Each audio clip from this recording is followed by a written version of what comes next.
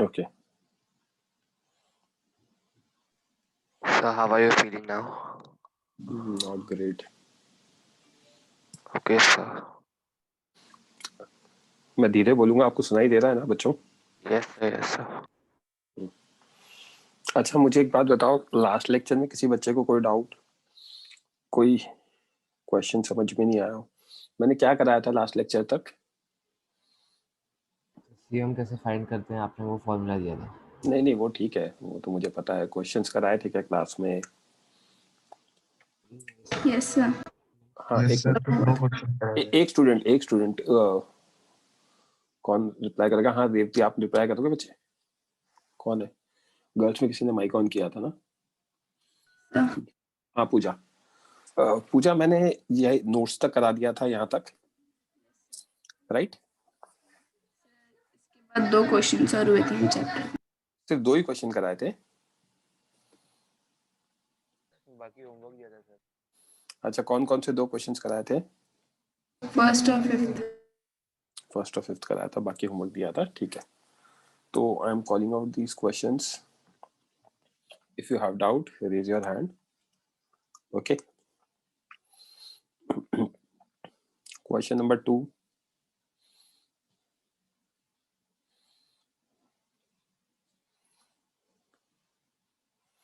Question number 3.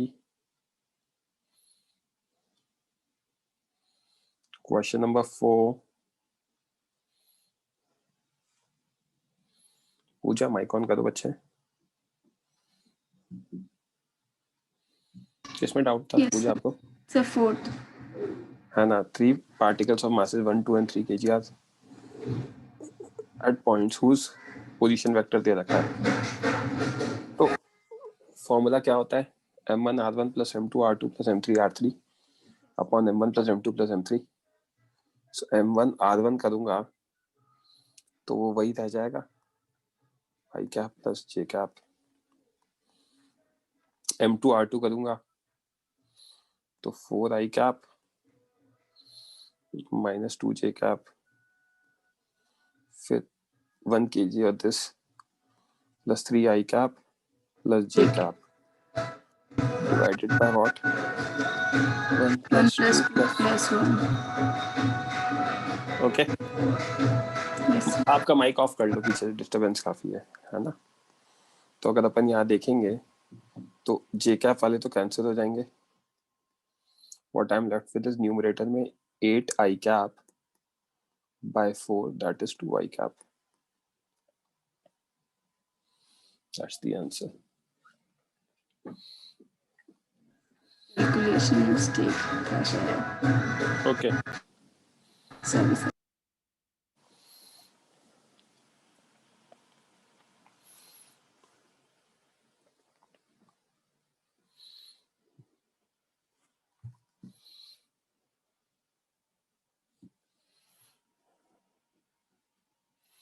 यहाँ तक clear है? 5 मैंने करा ही दिया था क्लास में, है ना? नेक्स्ट देख लेते हैं. Question number 6.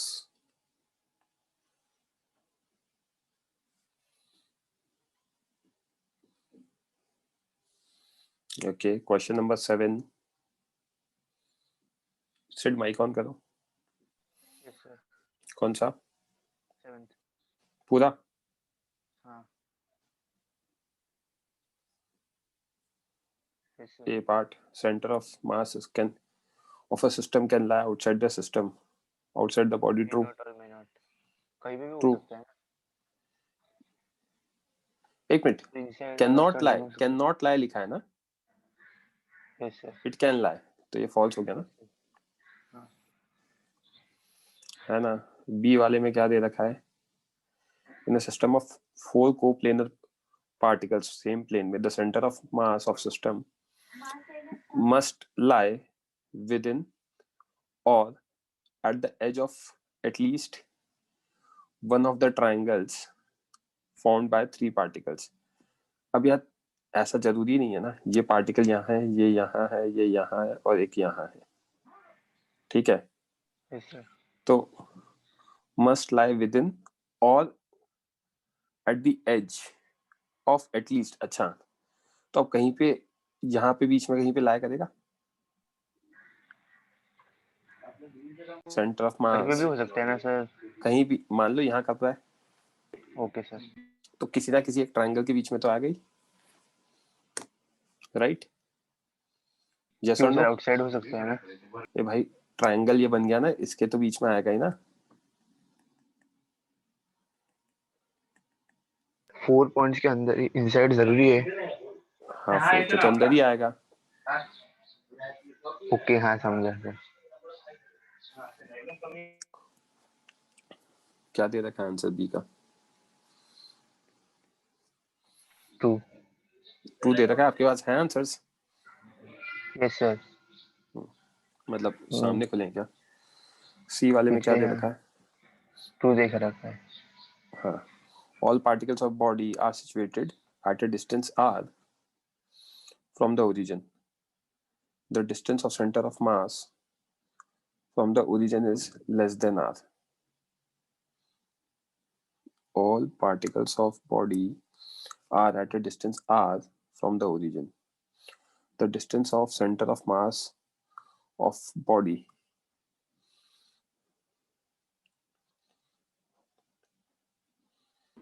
from the origin is less than r. ये origin है, right? Yes sir. यहाँ पे एक पार्टिकल हो गया r डिस्टेंस पे, यस सर। यहाँ हो गया r डिस्टेंस पे, यस। करेक्ट? Yes sir. ऐसे हम हर जगह r डिस्टेंस पे कर सकते हैं, correct? Yes sir. Right? Yes. एक मिनट देना, है ना? तो इनफाइनाइट होंगे ना ऐसे तो? परफेक्ट ला रहे थे ना सर। यहाँ पे होगा r डिस्टेंस पे, राइट? अब इसका क्या मतलब दे रखा है? All the particles are situated at a distance r, ठीक है, विच इज ओके।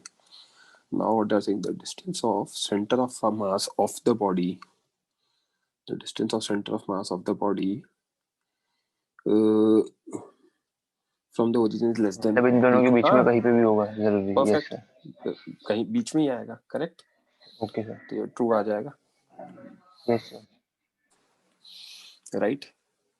सर लेकिन इक्वल कब आएगा? इक्वल कब आएगा? एक ही पार्टिकल दे रखा है तो,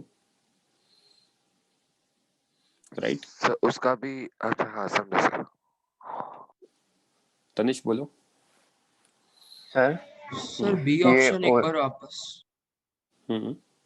सर एक पूछना है, ये ओरिजिन पे लाए हो सकता है सेंटर ऑफ मास? दो पार्टिकल ही हुए तो, मतलब 2 पार्टिकल अगर है तो दोनों में से किसी एक के ऊपर भी हो सकता है ना? 1 kg है, 1 kg है, yes sir.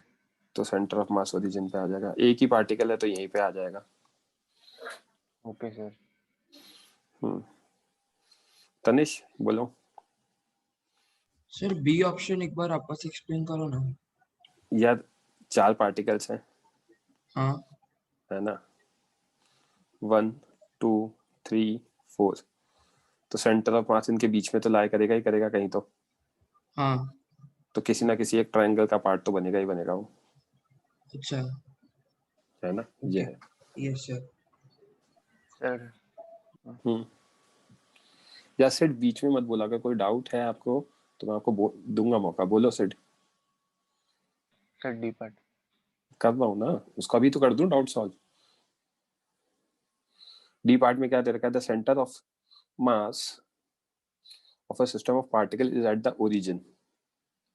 It follows that total mass of particle to the right of the origin is to the left. False. ये origin है, मान लो 1 मीटर पे 5 kg ऑब्जेक्ट रखा है, राइट? और यहाँ पे 2 मीटर पे 2.5 kg रखा है। M1 R1 + M2 R2 करेंगे तो ओरिजिन पे आ जाएगा C1, तो ये इसके इक्वल थोड़ी है। सेट समझा? सर 2.5 इस साइड होना चाहिए था ना? कहीं भी, एक मिनट, 2.5 साइड क्यों होना चाहिए? 2.5 into 2 plus 5 into 1 divided by 2.5 plus 5 करेंगे। अब ये माइनस आएगा क्योंकि लेफ्ट में है तो जीरो आ जाएगा, राइट साइड चला गया। सो सर एक और इब्राहिम डाउट। यस बोलो। सर, वो ऑप्शन सी में अगर वो सर्कल होता तो ओरिजिन पे ही बन जाएगा क्या? तो हमें इन्फॉर्मेशन नहीं दिया हुआ, तो it could be from 0 to r के बीच में कहीं लेस पे देन आर लिखा है ना, तो जीरो आता ही है उसके अंदर। भी। हाँ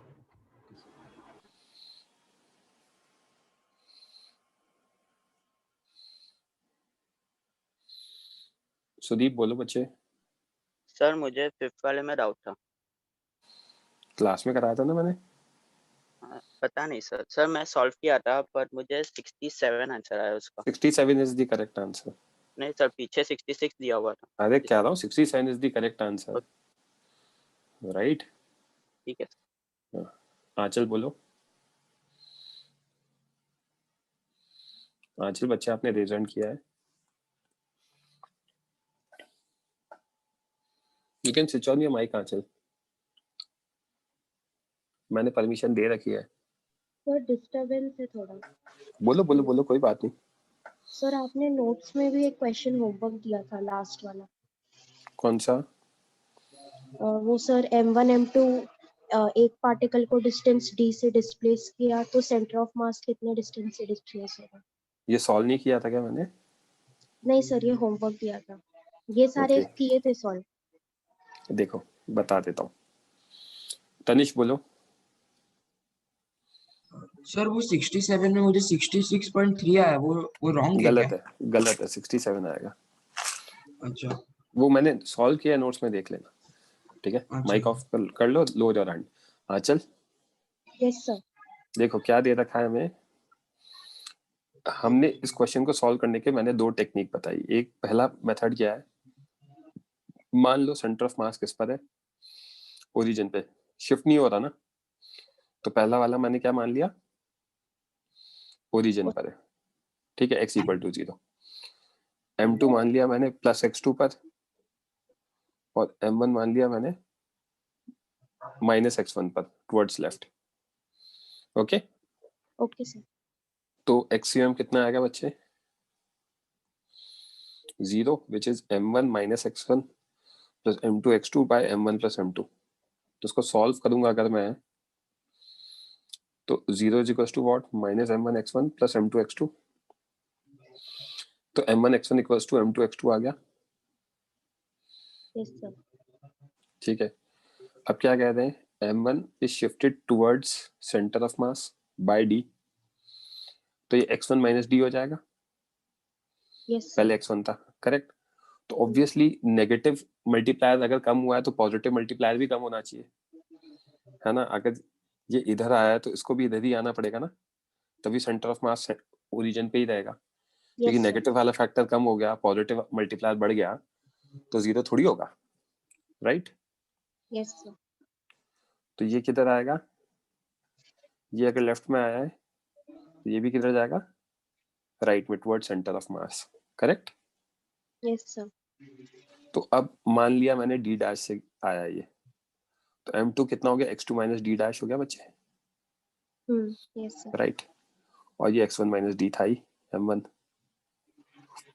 xum कितना 0, m1 x1 माइनस d, है ना, with a negative sign, plus m2 x2 minus d dash, positive वाला है तो, राइट, यस सर। है ना। तो यहाँ पे minus m1 x1 plus m1 d plus m2 x2 minus m2 d dash, correct. Yes sir. अब ये कैंसिल हो जाएंगे, m1 x1 m2 x2, क्योंकि m1 x1 m2 x2 के इक्वल है, नेगेटिव वाला है तो कैंसिल हो जाएगा, करेक्ट। Yes sir. तो न्यूमरेटर में क्या बचा हमारा, m1 d minus m2 d dash is equal to 0। तो d डैश की वैल्यू कितनी आ गई, m1 d by m2, correct. Yes sir. एक स्मार्ट टेक्निक है, हमें पता है एक्सियम कितना होता है, m1 x1 plus m2 x2 divide by m1 plus m2। अगर मैं डिफरेंशिएट करूं या पार्शियल डिफरेंशिएट करूं, तो partial differentiation of centre of mass constant 1 by m1 plus under m2 constant है, बाहर आ जाएगा m1 into partial differentiation of x1 plus m2 into partial differentiation of x2 इसके इक्वल होगा। ये इसलिए किया क्योंकि there is no change in position of center of mass, right? Yes, तो sir. x m तो 0 हो जाएगा, change in position, है ना? Yes, sir. There is no change in position of center of mass, right? तो Yes, sir. ये 0 हो गया और dx1 कितना दे रखा है, हमें d दे रखा है, तो हाँ 0 is equals to 1 by m1 plus m2 m1d plus m2d del x2, right?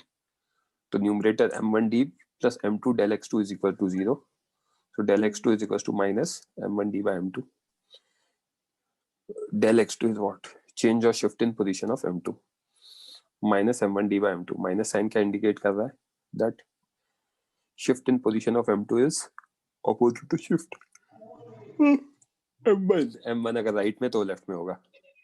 okay, sir. Thank you, sir. Welcome. बोलो वरुण। सर वो जो पहला मेथड है ना जो आपने किया था सर, उसमें हम दोनों पार्टिकल्स को इक्वल डिस्टेंस से मान सकते हैं? दोनों का मास इक्वल है क्या? नहीं, बट तो डिस्टेंस नहीं होगा ना फिर। नहीं, सॉल्व तो हो रहा है। अरे होगा, तो अब आप अज्यूम कर रहे हो m1 और m2 इक्वल है। अगर डिस्टेंस इक्वल मान लिया m1 m2 का, तब ओरिजिन पे आने के लिए क्या होगा? आपने मान लो डिस्टेंस x1 x2 की जगह x ले लिया, तो m1 into minus x plus m2 into x is equal to 0, right? अच्छा, मैंने साइन कन्वेंशन नहीं अप्लाई किया सर। समझ गया आया सर। समझ? Thank you sir. Welcome.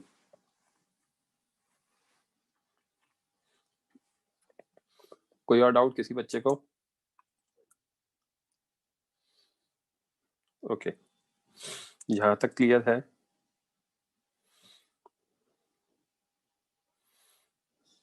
Fine. Next हम पढ़ेंगे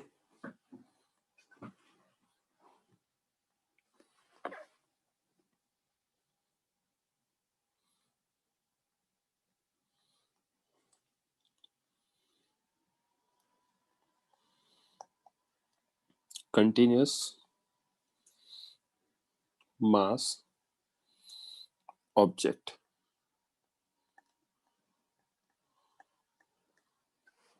continuous mass objects,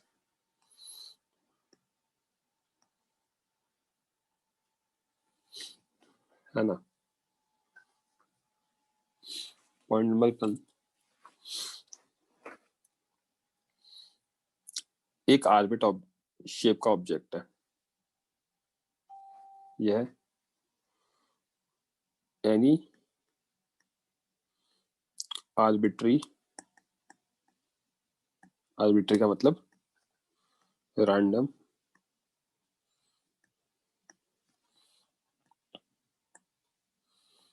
shaped object is given. It has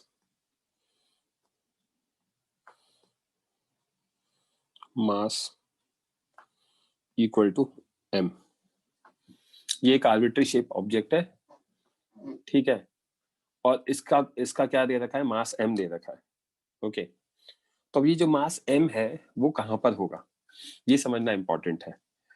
वो मास यहाँ पर होगा, यहाँ पर होगा, यहाँ पर होगा, यहाँ पर होगा, यहाँ पर होगा, यहाँ पर होगा, यहाँ होगा, कहाँ होगा? कहीं हर जगह होगा। तो इसमें जो स्टार पॉइंट आता है, this mass m is distributed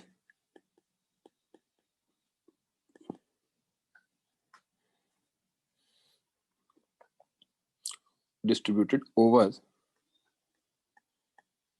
its whole body.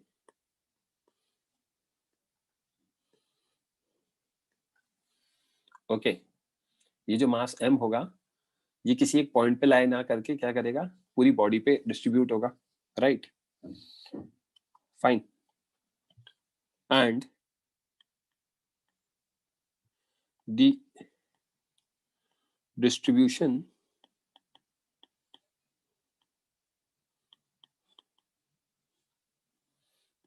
can be done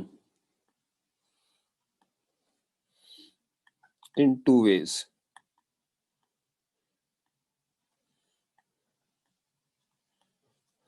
Depending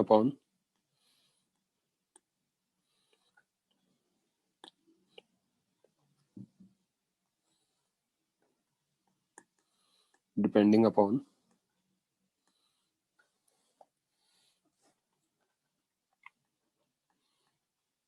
type of object. A part for uniform object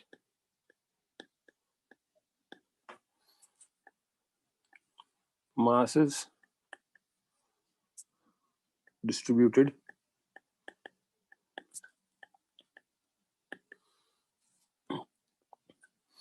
equally in each and every smallest segment.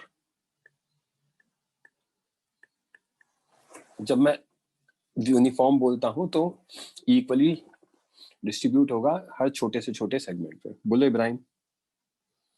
Sir previous page पे जो आपने वो मास के अंदर dots बनाए थे वो थे क्या? आप थे नहीं क्या उस समय कनेक्टेड? सर मैंने बोला कि मास कहाँ लाए करेगा, हर जगह लाए करेगा. जो क्रॉसेस बनाए हैं मैंने एक पर्टिकुलर क्रॉस पे नहीं होगा, it will be distributed everywhere. हाँ अच्छा. Okay. B part for non-uniform object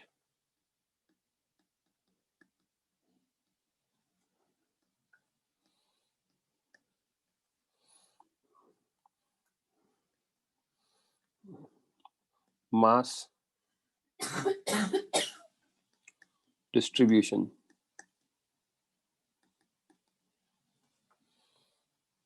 is not equal.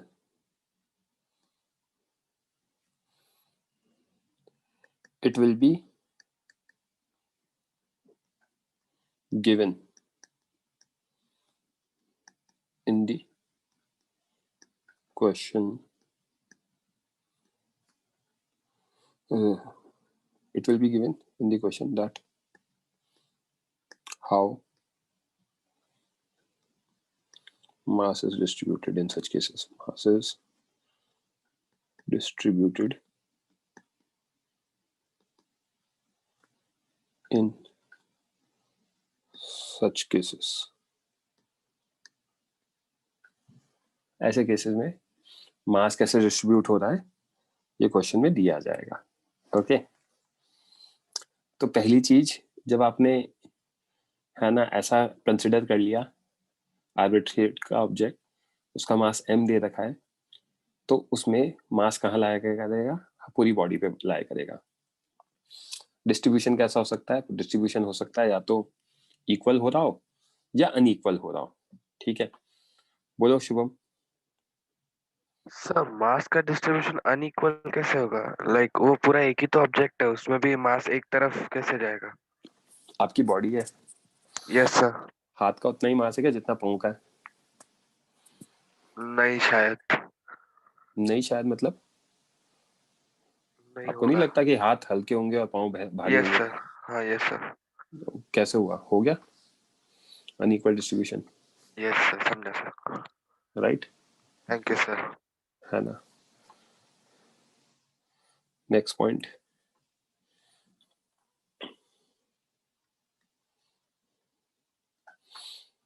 a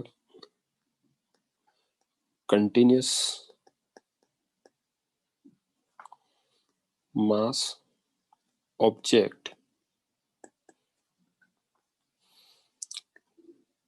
can be treated as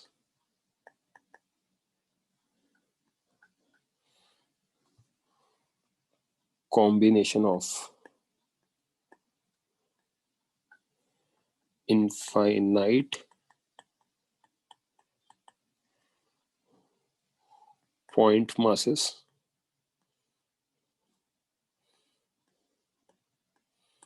ये जो ऑब्जेक्ट है इसको मैंने क्या कंसिडर किया है, इनफाइनाइट पॉइंट मासेस हैं, उसका कॉम्बिनेशन बता दिया। ओके देखो, तो वही फिगर दोबारा बनाता हूँ, कॉपी कर लेते हैं इसको।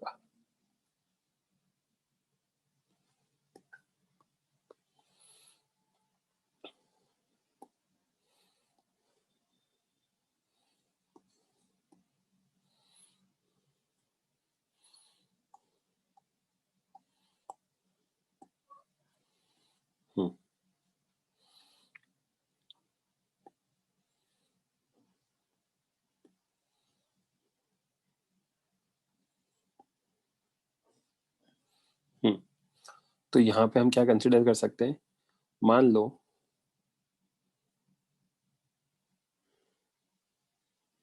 ये मेरी वाई एक्सिस है,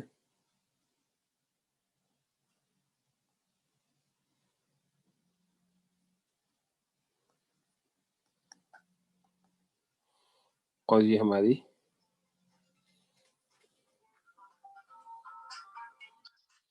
एक्स एक्सिस है, राइट। यहाँ पे एक पॉइंट मास माना मैंने डीएम, राइट। ऐसे बहुत सारे डीएम्स को ऐड करूंगा, ये डीएम, ये डीएम, ये डीएम, सबको ऐड करूंगा, तो मेरे पास क्या आ जाएगा, टोटल मास आ जाएगा। अब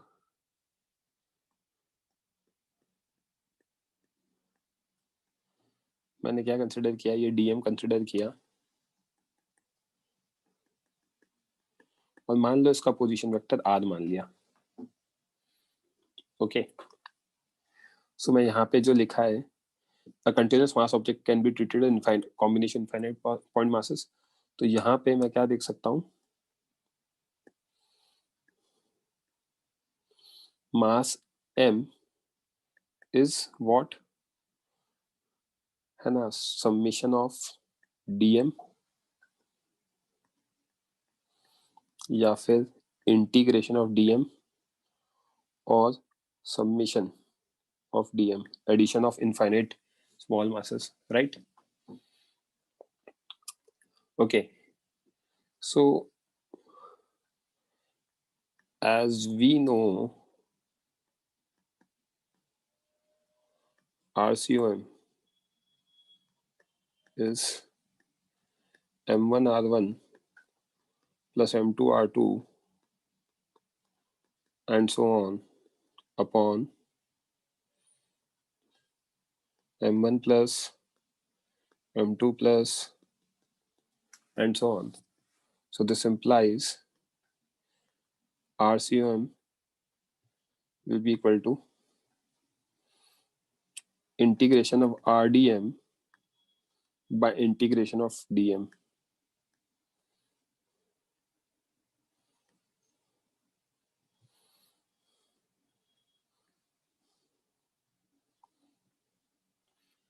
है ना, this implies RCOM will be equal to integration of RDM by integration of DM for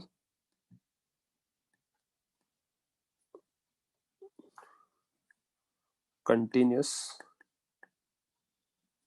mass objects. ये कैसा है बच्चों, आपको दिख रहा होगा RDM, तो बेसिकली हम क्या करेंगे, ये R1DM1 यहाँ पे जो दिख रहा है ये RDM इसका देगा। ऐसे ही अगर मैं कोई और पॉइंट ले लूंगा, ये DM डैश और ये मान लो R डैश, तो इसका देगा, सबको ऐड कराऊंगा m1 r1 m2 r2 right, and divided by m1 plus m2 मतलब टोटल मास, तो मुझे RCM ही आएगा। तो वही मैंने किया है। इंटीग्रेशन का मतलब क्या होता है? ऐड करना, और RDM मतलब R1 DM1 plus R2 DM2 plus R3 DM3, ये इंटीग्रेट की वजह से हो रहा है। तो that is as good as this only. और डिनोमिनेटर में आपको दिख ही रहा है m1 plus m2 plus m3 है, तो that is integration of DM only. किसी बच्चे को कोई डाउट? बोलो इब्राहिम। सर समेशन क्यों नहीं है, मतलब समेशन कब आता है, इंटीग्रेशन कब आता है? होल फाइनाइट वैल्यूज के लिए समीशन आता है जब वैल्यूज फाइनाइट होती हैं तो, और जब इनफाइनाइट स्मॉल होती है तो इंटीग्रेशन आता है। हम लोग 0 टू इनफाइनाइट भी तो समेशन लेते हैं। 0 टू इनफाइनाइट में 0 पता है ना आपको? आप AP जब पढ़ते हो तो 1 plus 2 plus 3 plus 4 up to n terms में सबमिशन यूज करते हो, राइट? क्योंकि आपको 1 2 3 पता है। यहाँ पे एडिशन 1 2 3 नहीं पता है, 1.0000001 का भी एडिशन होगा, राइट? सर इस पे लिमिट्स आएंगे अभी? आएंगी। यस निर्वेद बोलो। सर ऐसा जरूरी है क्या जो इरेगुलर शेप्ड ऑब्जेक्ट्स हैं उनका मास इक्वली डिस्ट्रीब्यूटेड ना हो हर जगह? पता नहीं, जरूरी तो नहीं है, मैंने तो नहीं कहा ऐसा। ओके है ना? तो फाइनली कंक्लूड कर देता हूं। Hence for continuous mass objects RCM कितना आएगा? Integration of RDM by integration of DM, that is integration of RDM by M, with M is what? 2। ये समझ में आया क्यों आया? बोलो इब्राहिम, कुछ बोलना है कि आपने रेज हैंड कर रखा है? सर ये कंटीन्यूअस के लिए क्यों ट्रू है, मतलब इनफिनाइट पॉइंट मासेस तो डिसकंटीन्यूअस ऑब्जेक्ट में भी आ जाएंगे ना? उसमें अगर इनफाइनाइट पॉइंट मासेस हैं तो उसको M1 R1 M2 R2 M3 R3 करके कर लेना ना, क्या जरूरत आ रही है फिर से वो करने के लिए? हाँ नहीं, मतलब आपने कहा ना for continuous mass objects. Continuous के लिए तो करना ही ऐसा पड़ेगा, कोई तरीका ही नहीं है, हाँ okay sir. Right? Yes. Similarly XCOM आ जाएगा आपका integration of XDM by integration of DM, integration of XDM by M। YCOM आ जाएगा आपका YDM by integration of DM, integration YDM by M। ZCOM आ जाएगा आपका integration of ZDM by integration of DM।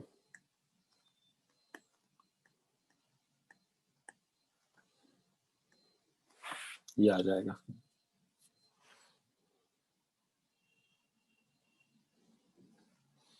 कोई डाउट? सर हम्म, sir एक doubt है कि ये कंटिन्यूअस मास डिस्ट्रीब्यूशन में हमेशा अंदर ही आएगा लेकिन कैसे आ रहा है वो थोड़ा कंफ्यूजन हो रहा है। क्या ऑलवेज क्या इनसाइड ऑलवेज इनसाइड मतलब? कि ये बोलो। नो सर समझ में आया, अभी थोड़ा रॉन्ग बोल दिया मैंने। वो समझा नहीं आपने क्या बोला? सर वही रॉन्ग बोला गलती से मैंने, अभी समझा मेरे को। समझा?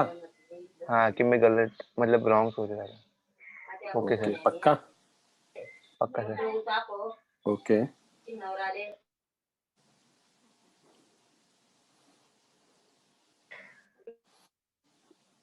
फाइन। तो कैसे सॉल्व करते हैं आया समझ में? ये M1 R1 को इंटीग्रेशन RDM लिख दो, कोई फर्क नहीं पड़ता, एक ही बात है। ओके सो आई गेस यहाँ तक क्लियर है सबको, है ना? यहाँ तक क्लियर है, तो अब इसको अप्लाई कैसे करते हैं, दैट इज मोर इम्पोर्टेंट। तो मैं आपको कुछ एग्जाम्पल्स करवाऊंगा मेरे थ्रू, और फिर कुछ आपको कहूंगा रीड करने को, मटेरियल वगैरह सारी चीजें। यहाँ तक क्लियर है, तो अब अपन करेंगे question.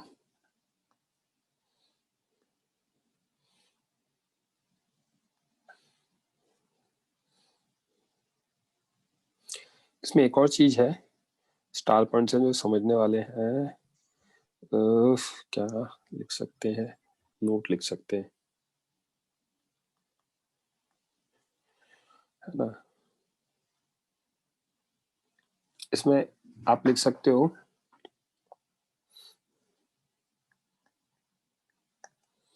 It is important to understand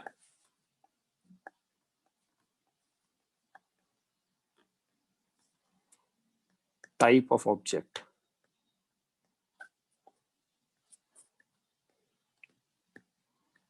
and mass on it will be distributed accordingly। किस तरह का ऑब्जेक्ट है वो समझना इंपॉर्टेंट है, और उसके अकॉर्डिंग ही, है ना, मास डिस्ट्रीब्यूट होगा। That is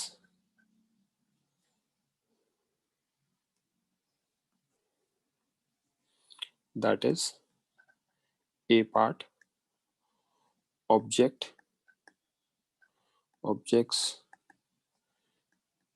can be 1D, one dimensional, can be one dimensional,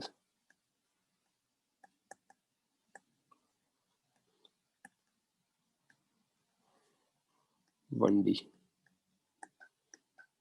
Example, rod, ring, etc. Okay, Ibrahim बोलो। नहीं सर मैं वो 1D को पॉइंट ऑब्जेक्ट समझ रहा था। नहीं, मैं समझा रहा हूँ, पहले मुझे समझाने दो, उसके बाद बात करेंगे। यस ठीक है, लो दे। सो ये अगर मैं रॉड लेता हूँ,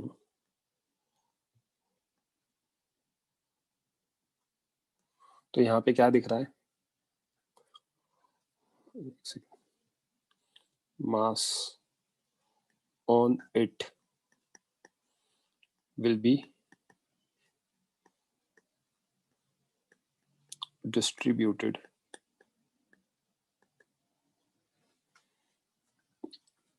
uniformly। मास कैसे डिस्ट्रीब्यूट होगा, यूनिफॉर्मली डिस्ट्रीब्यूट होगा, सॉरी यूनिफॉर्मली क्यों होगा, mass on it will be distributed along its length। समझ में आ रही है बात? Okay, and if rod is uniform, then mass per unit length is equals to m by l equals to lambda कहते हैं, that will be what, constant, क्योंकि हर छोटे से छोटे क्रॉस सेक्शन का सेम ही आएगा। आई क्या बात समझ में? यस कोई डाउट किसी को?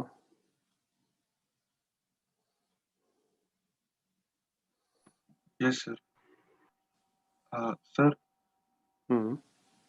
सर सर लेकिन रॉड तो ऑलरेडी यूनिफॉर्म मास रहता है ना उसका, नहीं मतलब नहीं जरूरी नहीं है, नॉन यूनिफॉर्म रॉड भी होती है, पीछे से थिक हो आगे से पतली हो, आगे से थिक हो पीछे से पतली हो, राइट। बट सर उसका मास तो सेम ही रहेगा ना, मतलब अगर वो अरे लड़के मास तो पूरा, आपका मास है कुछ 70 kg, राइट। अब हाथ में जितना होगा उतना पाँव में थोड़ी होगा, अच्छा हाँ समझ रहे हो बात को, हाँ यस डिस्ट्रीब्यूशन सर की बात कर रहे हैं ना, क्लियर है। यस सर हाँ थैंक यू शुभम सर। बोलो। सर वो मास बाय लेंथ कांस्टेंट कैसे आएगा, लाइक मतलब यूनिफॉर्म है आप ना, ऐसे, सुनो अच्छा बात, आप, हाँ अगर if rod is uniform, uniform है मतलब हर छोटे से छोटे एलिमेंट में सेम आएगा, यस सर, तो छोटा से छोटा एलिमेंट क्या होगा, mass by length, right. Her sir okay, yes अगर सर, आज यूनिफॉर्म नहीं हुआ था जो आपने फॉर्मूला सिर्फ दिया बीच वही में यूज मत करना। बोला करो यार, बीच में मत बोला करो, आई डोंट लाइक दिस, मतलब प्लीज यार आप रेज हैंड किया करो ना ऐसे। शुभम क्लियर है point, yes sir, yes sir, lower your hand. Ibrahim बोलो। सर इसी में यूनिफॉर्म मतलब आपने बोला रॉड अगर थिकनेस पीछे से ज़्यादा होगी आगे कम होगी तो वो तो नॉन थिकनेस, यूनिफॉर्म होगा। हाँ जो थिकनेस जो डिफाइन कर रहे हैं तो फिर वो वन डायमेंशन नहीं बचा ना, फिर वो 2 3 नहीं नहीं, वो आपको बता दिया उन्होंने, मैं भी आज करवा दूंगा आपको एक क्वेश्चन, है ना। अच्छा ओके। ऐसा ऐसा भी तो हो सकता है यार, आप सिर्फ वन डायमेंशनली सोचते हो, मटेरियल चेंज कर दिया मैंने, पीछे रॉड है ना लकड़ी की, अंदर बीच में आयरन लगा दिया, फिर आगे लकड़ी की है, बन सकती है ना यूनिफॉर्म थिकनेस की, हाँ हाँ समझा समझा सर। राइट। सिर्फ अगर कुछ बोलना है तो रेज हैंड करो बच्चे।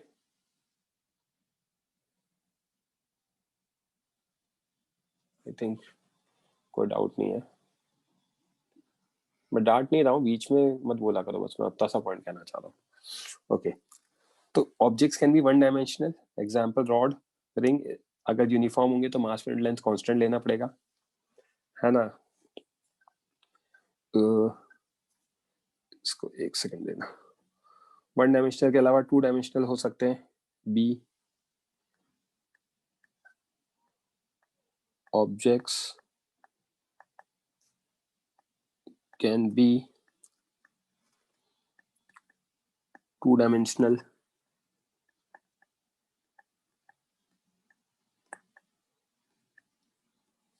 2D, है ना। एग्जाम्पल क्या ले सकते हैं, डिस्क, प्लेट, एक्सेट्रा, राइट। इसमें अगर मैं डिस्क की बात करूं,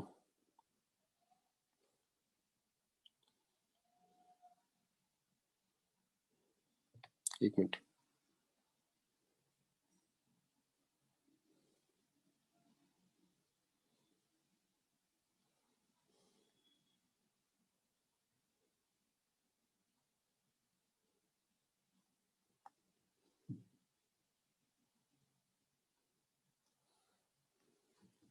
ये हमारा डिस्क है,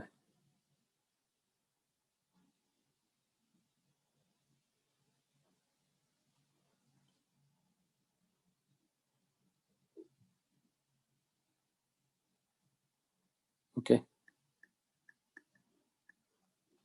अब सेमी सर्कुलर डिस्क है, रादर सेमी सर्कुलर डिस्क, तो इसमें जो मास होगा, mass will be distributed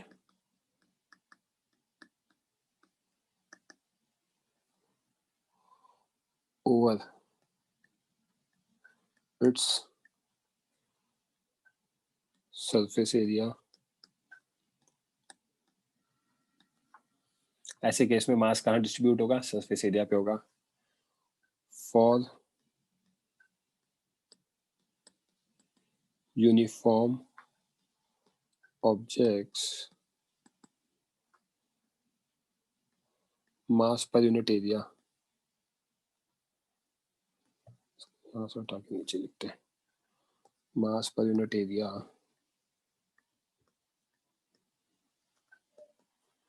m by a that is denoted by sigma is equal to what?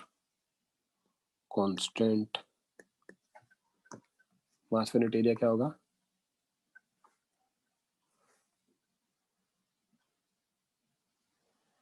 है ना, मास पर यूनिट एरिया होगा कांस्टेंट.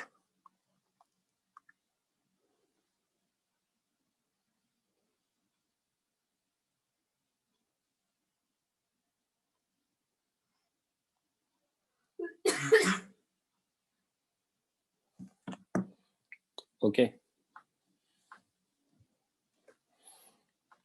किसी बच्चे को कोई doubt? Fine. Similarly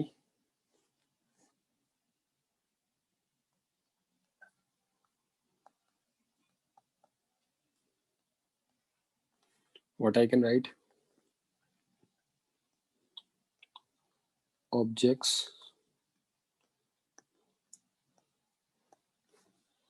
can be three-dimensional.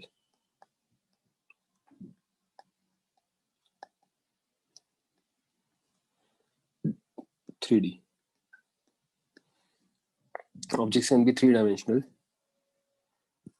Example: solid sphere,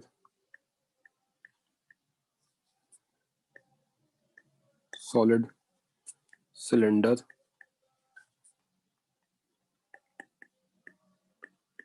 etc. बोलो सिड. हाँ सिड बोलो. रेज हैंड किया सिड आपने?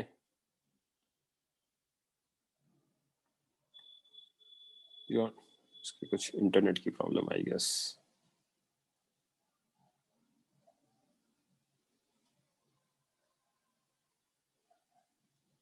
ये मैंने कंसिडर किया है एक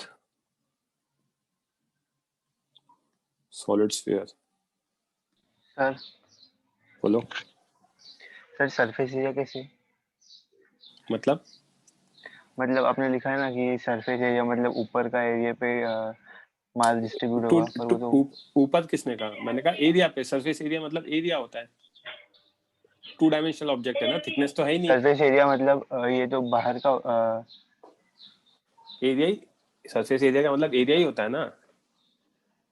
सरफेस एरिया मतलब वो बाहर का होता है, क्या बोलते हैं हाँ. उसको? आप जो बात कह रहे हो वही एरिया होगा. 2D ऑब्जेक्ट ही है ना बच्चे. अच्छा हाँ, जो आपकी मोबाइल की स्क्रीन है ना, दैट इज सरफेस एरिया. पीछे की साइड है, वहां पे भी डिवाइड हो रहा होगा. थिकनेस नहीं है तो एक ही साइड होगी ना, राइट? हाँ सर. Lower your hand. बोलो शुभम. सर लाइक यहाँ पे जो कांस्टेंट है लाइक मास अगर यूनिफॉर्म है फिर वो किसी भी पॉइंट पर अगर एरिया लेंगे तो वो कांस्टेंट आएगा, ऐसा बोल रहे हैं ना हम लोग? हाँ. Okay sir. सर लेंथ के साथ भी सेम ना? सॉरी, वो फर्स्ट केस लेंथ के साथ भी 1D. हाँ. Thank you mass is distributed. इस केस में 3D ऑब्जेक्ट है तो is distributed over its volume. Okay. For uniform objects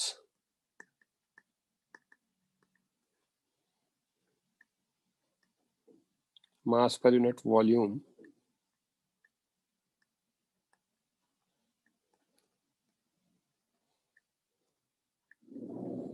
denoted by rho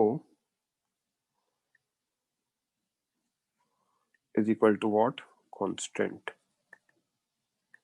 इसे डेंसिटी भी कहते हैं. बोलो सिड, कुछ बोलना है तो. सर ये सेकंड केस में जो डिस्क लिया है, हम लोग बोल रहे हैं ना यूनिफॉर्म, लेकिन शेप क्या होता क्या? यूनिफॉर्म शेप यूनिफॉर्म होता है या पार्टिकल्स का जो अरेंजमेंट है वो यूनिफॉर्म? पार्टिकल का अरेंजमेंट यूनिफॉर्म है, तभी तो मास पर यूनिट एरिया सेम होगा. यूनिफॉर्म का मतलब क्या है? मुझे शेप से कोई लेना देना नहीं. मुझे हर यूनिट जो एलिमेंट है उसमें मास क्या होना चाहिए? सेम होना चाहिए. मतलब अगर कोई भी पॉइंट लेंगे उसका मास सेम होगा. कोई भी दो अलग अलग पॉइंट्स कहीं भी लोगे उनका तो वहां मास पे सेम होगा। पर हमें कैसे पता चलेगा कि यूनिफॉर्म है या नहीं? आंखें बंद करोगे, भगवान बता के जाएंगे आपको, क्वेश्चन में देंगे ना बच्चे, okay sir. Obviously, right. Question में देंगे आपको यूनिफॉर्म है कि नहीं है। यहाँ तक कोई डाउट किसी बच्चे को? ओके, अब अपन क्वेश्चंस करते हैं इसके, तो आपको क्लैरिटी आएगी कि मैं क्या कहना चाह रहा हूँ। पहला क्वेश्चन है, मैं कराऊंगा डिटेल में।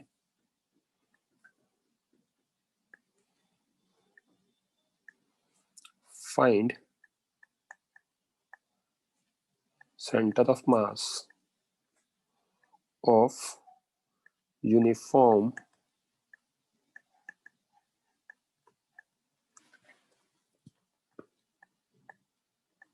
semicircular ring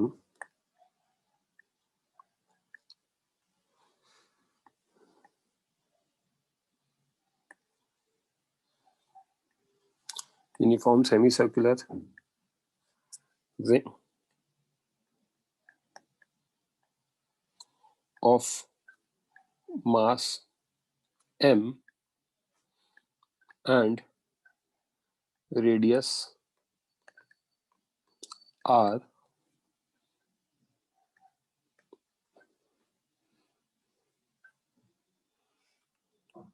okay, radius r है। देखो हमें दे रखा है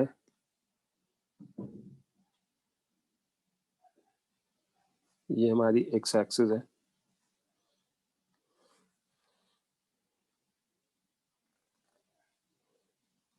ये हमारी वाई एक्सिस है ना, और हमें रिंग दे रखी है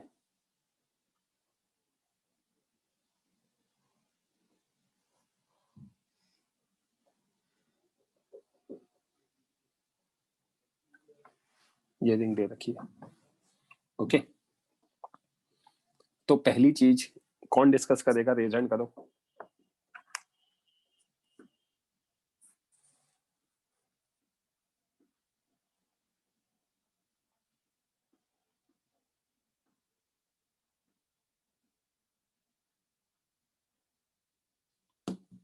श्रुति माइक ऑन करो बच्चे। Yes sir. Semi circular ring hollow होता है, सर हॉलो, हाँ सर, रिंग है ना, रिंग है ना। हाँ सर। तो स्टार पॉइंट, पॉइंट नंबर 1 जो हमारा स्टार पॉइंट है, मास ऑफ रिंग और सेमी सर्कुलर रिंग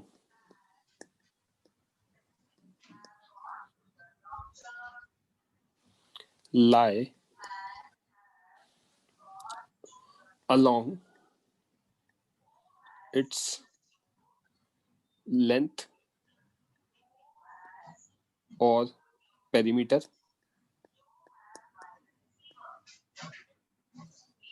क्या ये बात समझ में आती है श्रुति? हाँ सर। कहाँ पे लाए करेगा? लेंथ पे लाए करेगा, जिसको हम पेरीमीटर भी बोल सकते हैं, करेक्ट? Yes sir. है ना। अब तो हमें क्या करना, सॉल्व करने के लिए हमें क्या करना पड़ेगा, एक एलिमेंट कंसिडर करना पड़ेगा, हाँ राइट? सर। एलिमेंट भी कहाँ पे होगा, जहाँ पे मास होगा, हाँ सर। राइट? तो point number 2, hence element must be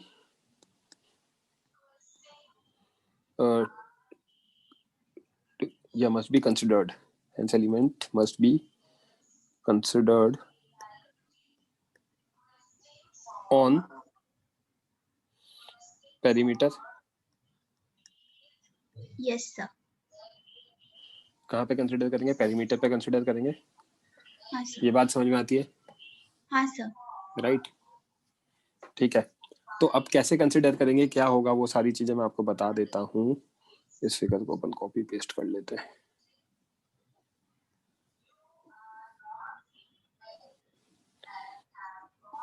अभी हम ये पहली बार है ना क्या कहते हैं फिगर्स वगैरह इंटीग्रेट कर रहे हैं. ये फर्स्ट टाइम है जहाँ फिजिक्स में एक्सटेंसिवली इंटीग्रेशन यूज होगा. तो मैं आपको बताऊंगा हर फिगर के लिए कैसे करना है, और आगे 3 से 4 चैप्टर्स में आपको इंटीग्रेट करने के लिए सिमिलर टाइप के एलिमेंट्स लेने होंगे.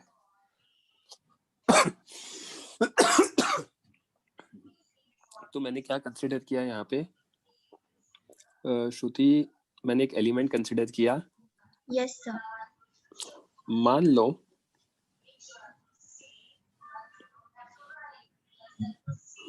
मैंने थीटा एंगल पर यहाँ पे एक डी थीटा थिकनेस का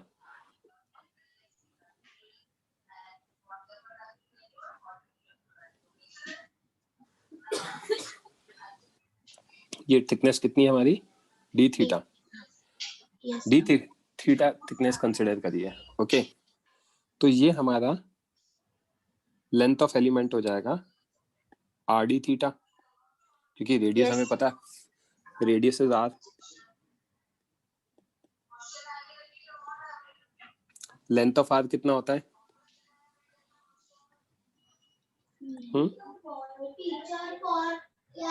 लेंथ ऑफ आर कितना होता है? आर थीटा होता है. हाँ सर. तो डी थीटा अगर एंगल कंसिडर किया है तो length of r r d theta हो जाएगा. This is yes the, sir. एक मिनट देना है. हाँ, this is the length of element, right. Yes sir.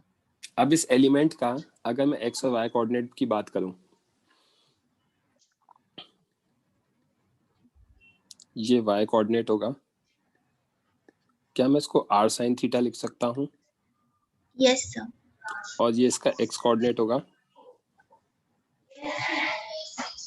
और इसको मैं r cos. R cos theta लिख सकता हूं. Yes correct sir. है ना.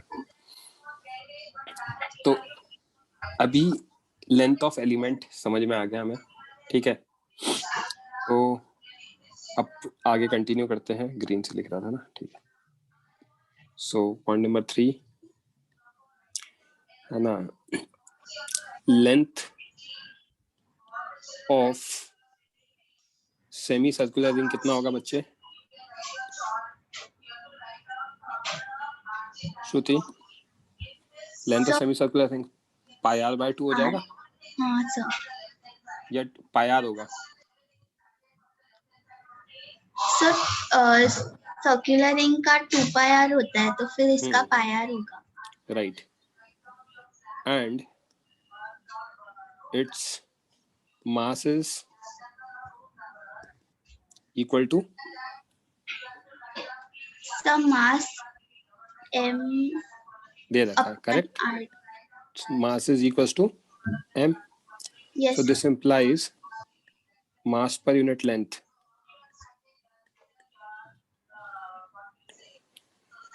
m by l कितना आएगा? m अपॉन पाई आर आएगा. हाँ That sir. is constant because object is uniform, right. Yes sir. तो कितना क्या आ गया? m by pi r constant आ गया, right. Now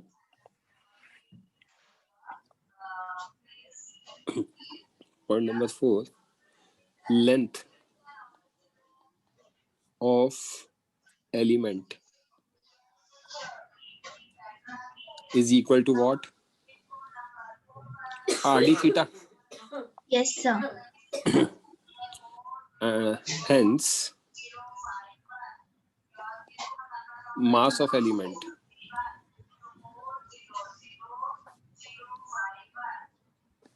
equal to dm, and dm is equals to mass of length r d theta, yes right. Sir. अब so this implies DM की value देखते हैं, है ना। तो डीएम की वैल्यू अगर अपन देखते हैं तो डीएम कितना आ जाएगा, m upon pi r, into RD data. है ना। प्रॉपर्ली लेते हैं, मास पर unit length into length of element. So dm is equals to what, m upon Pi pi r r into into RD data. rd theta, right? Yes, sir. So this Yes, sir. हमारा यहाँ से हमारा dm आ जाएगा m by pi into d theta. D theta. आई क्या बात समझ में, Yes, sir. Right? तो अब मेरे को मास मिल गया है, correct? Yes, sir. Point number 5 from figure, x कितना था, x coordinate r cos theta, Yes, and sir. y कितना था, R sin theta. r sin theta, correct? Yes, sir. Point number 6, as XCOM is integration of x dm by integration of dm. Yes, sir. x की जगह क्या डालूंगा, R cos t. r cos theta, dm की जगह Yes, क्या sir. डालूंगा, So m M by upon pi pi d into theta, d theta. और dm का इंटीग्रेशन तो डायरेक्टली लिख सकता हूं मैं, m, Yes, sir. M. Right? जो भी कांस्टेंट है बाहर आ जाएंगे, Yes, sir. तो XCOM कितना आ गया, m r by Upon pi और डिनोमिनेटर का m integration of cos theta d theta, Yes, sir. Right? m से m कैंसिल हो गया, करेक्ट? Yes, sir. तो ये आ गया r by pi cos theta का इंटीग्रेशन कितना होता है, sin थीटा होता है, Yes, sir. और sin थीटा की लिमिट कहाँ से कहाँ तक आएगी वो देख लेते हैं, 0 to 180 आएगा। क्यों? क्योंकि थीटा एंगल हमने पॉजिटिव एक्स से लिया है, Yes, sir. तो कहाँ लाई कर सकता है एलिमेंट, यहाँ लाई कर सकता है, तो एंगल 0 डिग्री, Yes, यहाँ लाई sir. करेगा तो 180 डिग्री, राइट? Yes, sir. हाँ इब्राहिम, आपने रेजेंट किया था, हो गया क्लियर? सर हाँ, मैं फिगर वो integration of x d m r cos theta वाला वो पूछ रहा था। हो गया ना क्लियर? नहीं सर। हाँ, क्या चीज दिक्कत आई, x की वैल्यू सब्स्टिट्यूट करिए, x की वैल्यू r cos थीटा है और dm की वैल्यू ये है पूरी, ये डाला है फिर पीछे से यहाँ से। ओके इब्राहिम? हाँ ओके सर। श्रुति यहाँ तक समझ में आया? हाँ सर। तो इसको सॉल्व करेंगे तो कितना आ रहा है, सर इसमें 1 0 आ जाएगा, हाँ sir. Equal to r by pi sine 180 minus sine 0 in sine 0, तो XCM कितना आ गया, 0 आ गया। Yes sir. अगर आप दिमाग लगाते ना तो XCM वैसे भी 0 आता, क्यों? ये एक्सिस ऑफ सिमेट्री है, yes sir. Axis of symmetry पे लाई करेगा, ये कंफर्म है, पहले ही पढ़ा चुका हूँ। हाँ तो सर। अगर एक्सिस ऑफ सिमेट्री पे लाई करेगा तो y एक्सिस पे लाई करेगा, y एक्सिस पे लाई करेगा, मतलब कितना आएगा, XCM तो 0 ही आने वाला है, राइट? Yes sir. राइट, तो अब YCM निकाल लेते हैं। हाँ sir. Similarly YCM integration of YDM by integration of DM, integration of y की जगह क्या डालूंगा, r sine theta, yes sir. DM m by pi d d theta, और ये कितना आएगा, m आ जाएगा, yes sir. m r by pi m Yes, sir. Sine theta d theta, m से m cancel, r by pi, sine theta का integration होता है माइनस कॉस थीटा, Minus और लिमिट्स आएंगी 0 से लेके 180। 180. तो minus r by pi, minus sine बाहर ले लिया, cos theta 0 to 180, correct? Yes, sir. So minus r by pi cos 180 minus cos 0, Yes, आ जाएगा minus r by pi into -2। yes, sir. तो वाई सी एम आ गया आपका कितना, 2r by pi, R by pi. Yes, sir. Right? So अगर मेरी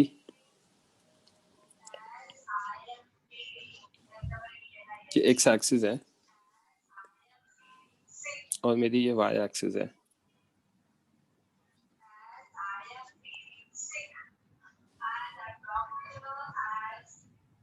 ना? Yes, sir. तो और हमारा ये रिंग दे रखा है,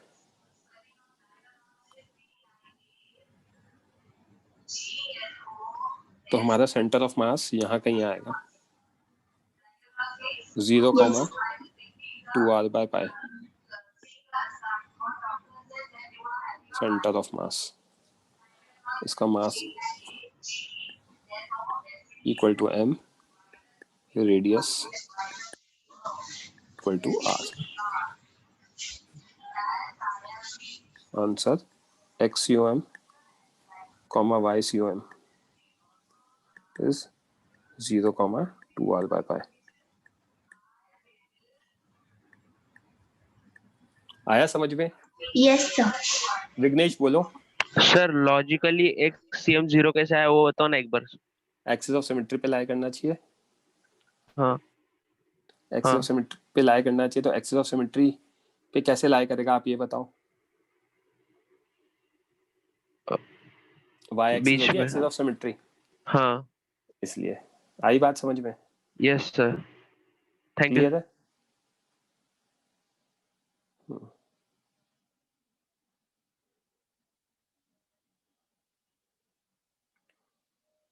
वरुण बोलो। सर क्या बोला आपने, नहीं समझा वो एक्सिस ऑफ सिमेट्री। मैंने बोला एक्सिस ऑफ सिमेट्री पे लाई करना चाहिए। नोट्स अगर आपने रीड करे हो तो मैंने बताया था कि एक्सिस ऑफ सिमेट्री पे लाई करता है। जब वो दो मीट करते हैं axis of symmetry.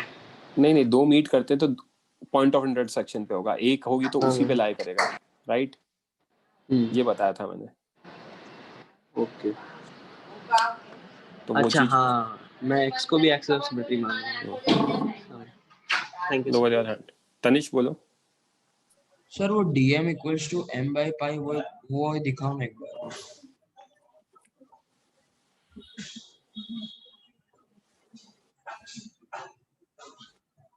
Mass per unit length into length of element, m by pi r into r d theta. तो r से r कैंसिल हो गया तो m by pi into d theta आ जाएगा। हाँ सर समझा। निर्वेद बोलो। सर जैसे लॉजिकली अगर x 0 पे है तो मतलब सर वैसे y भी 0 पे ही आना चाहिए ना, क्योंकि एक्सिस ऑफ सिमेट्री पे लाई कर रहा है तो मार्क्स भी 0 ही आने चाहिए ना निर्वेद, नेगेटिव में आने चाहिए मार्क्स तो। Sorry, axis of symmetry, symmetry का मतलब समझते हो? Yes sir. क्या होता है सिमेट्री का मतलब? मतलब कोई एक यूनिफॉर्म बॉडी को हाफ में डिवाइड कर ले, लेंथ सिमेट्री का मतलब होता है जो भी सिमेट्रिकल लाइन है उसके ऊपर, उसके इधर उधर ऑब्जेक्ट सिमिलर हो, राइट? Yes sir. ये एक्स एक्सिस है, इसके नीचे ऑब्जेक्ट है? नहीं sir.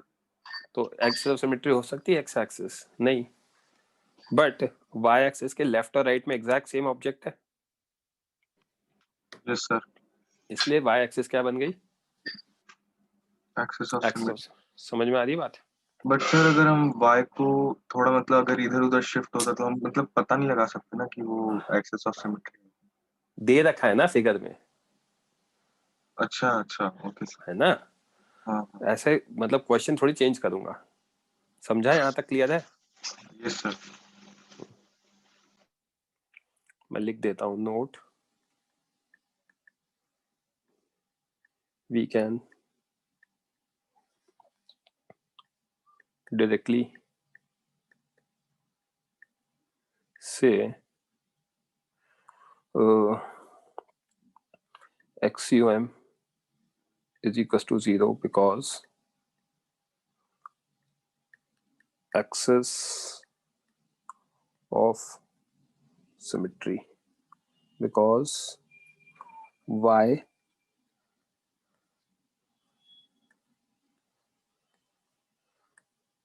axis is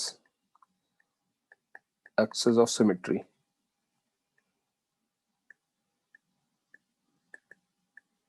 For above given object. Sit बोलो। सर हम लोग कोऑर्डिनेट सिस्टम लेके सॉल्व क्यों करते हैं? तो आपको पोजीशन निकालनी है ना सेंटर ऑफ मास की, क्या निकालोगे आप? Okay right? Yes sir. यहाँ तक कोई डाउट बच्चों?